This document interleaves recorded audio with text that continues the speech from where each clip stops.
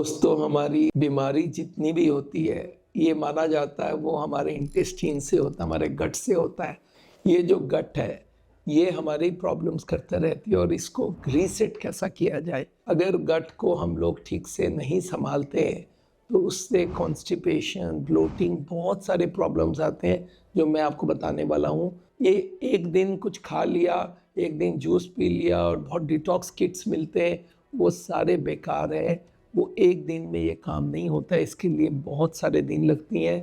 पर इसको रेगुलरली अपने लाइफ में डिटॉक्स होता रहे हर दिन, वो बहुत ज़रूरी है और इसको हम लोग बोलते हैं गट रीसेट करो। इसका एक लॉन्ग टर्म, कुछ लोग एकदम भूखे रह के कर लेते हैं, कुछ लोग डिटॉक्स किट खरीदते हैं, तो ये चीज़ सही नहीं है। मैं आज आपको एक साइंटिफिक और स्ट्रक्चर्ड हीलिंग प्रोसेस बताऊंगा जिससे आप गट को रीसेट कर सकते हो और आपकी डाइजेस्टिव और मेटाबॉलिक जितने सिम्टम्स हैं। कौन से सिम्टम्स?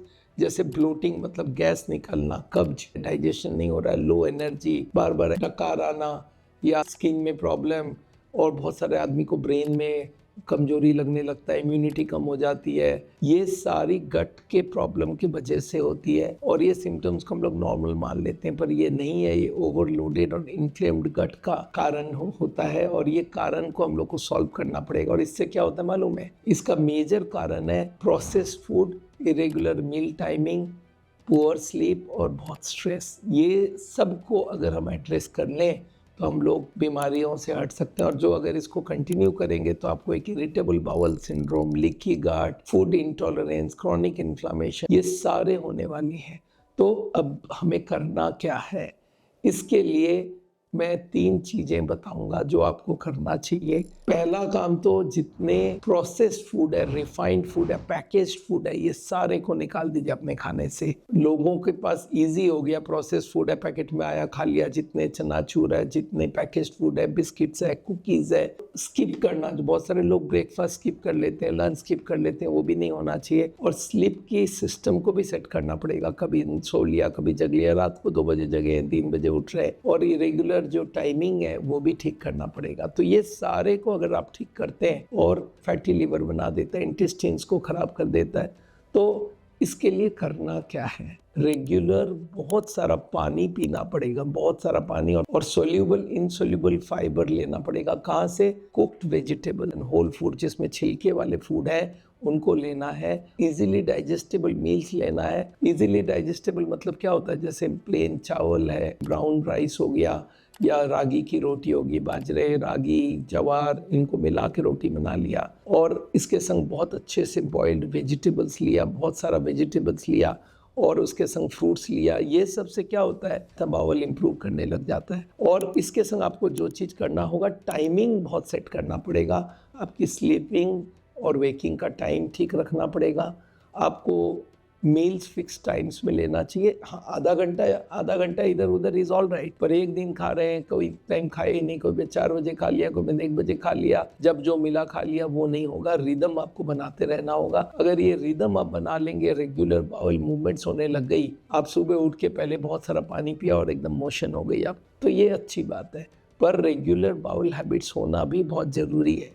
और याद रखिएगा, इसके संग कुछ हम लोग को प्रोबायोटिक्स और प्रीबायोटिक्स लेना पड़ेगा। आप बोलेंगे प्रोबायोटिक कौन सा होता है? हमारे पास अवेलेबल प्रोबायोटिक सबसे बढ़िया है छाछ और दही या योगर्ट, जो भी बोलते हैं। ये लेने से आपकी गट के इंटेस्टाइन के सारे बैक्टीरियाज ग्रो करने लगते हैं। इसको बोलते हैं पॉजिटिव बैक्टीरिया, इनको बोलते हैं गुड बैक्टीरिया। प्रीबायोटिक्स क्या होता है? प्रीबायोटिक्स होती है एस्पेरागस, जिसको सतावरी बोलते हैं, या लहसुन हो गया, प्याज हो गई, ये सब प्रीबायोटिक माना जाता है। अच्छा, स्लोली खाइए और डिस्ट्रैक्शन के बिना खाइए। जितना हो सके कलरफुल फ्रूट्स खाइए, कलरफुल वेजिटेबल्स खाइए, ये बहुत काम किया। और कोशिश करिए तरह तरह के वेजिटेबल, तरह तरह के फ्रूट्स खाएं, तो इससे आपकी बॉडी का रिस्पॉन्सिवनेस बढ़ जाती है और आपकी इंटेस्टाइन हील कर जाती है, डाइजेशन बहुत स्मूथ हो जाती है। तो दोस्तों, आप अपने गट को रीसेट करो। आज मैं यहीं पे ख़त्म करूंगा, पर आपके इंटेस्टाइन के लिए क्या क्या नहीं ज़रूरत है, क्या क्या ज़रूरत है, वो पहचान लीजिए। मेरा नाम डॉक्टर बिमल छाजड़ है। आपको मालूम है, हार्ट का ट्रीटमेंट करते हैं हम लोग बिना सर्जरी, बिना एंजियोप्लास्टी। हार्ट की बीमारी के 14 कारण हैं,